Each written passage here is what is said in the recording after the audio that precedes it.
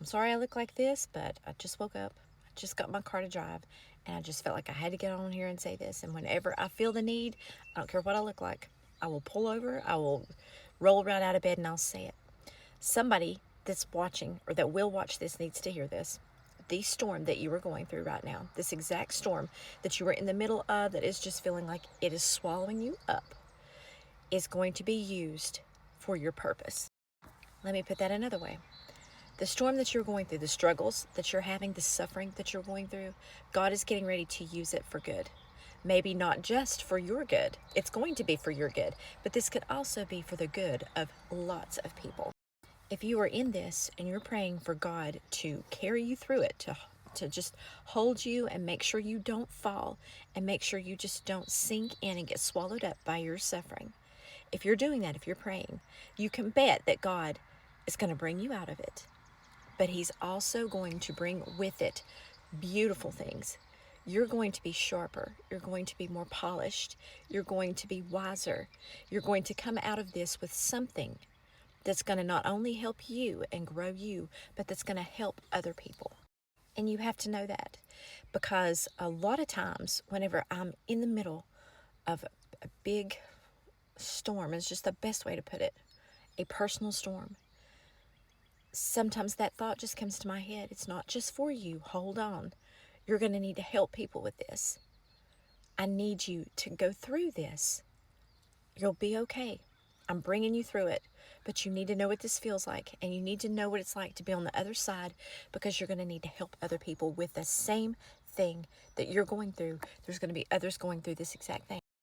And then I stop and I think that makes complete sense, because whenever we are hurt or we are scared or worried or depressed or sad or angry and we're going through something, the first person that I want to talk to is I want to talk to somebody who's going to be sympathetic, empathetic, or that knows what I am going through, because they've been there too. You can have your wonderful family and your friends and your spouse or partner, any of your family, your children even. My children are wonderful, trying to help me whenever I am in a situation. But you need somebody to talk to that will help you out, because they've been right where you are. And it helps to see somebody who has made it to that other side, so they know that there is hope. They know there's hope. They're not stuck. And God gives us those people. And why does He give us those people? Because He knows that we need somebody who's been in it. And how do you think that they know what it's like? Because they've been in the same position that you're in. It's a ripple effect. We go through trials and troubles in this life. Everybody does.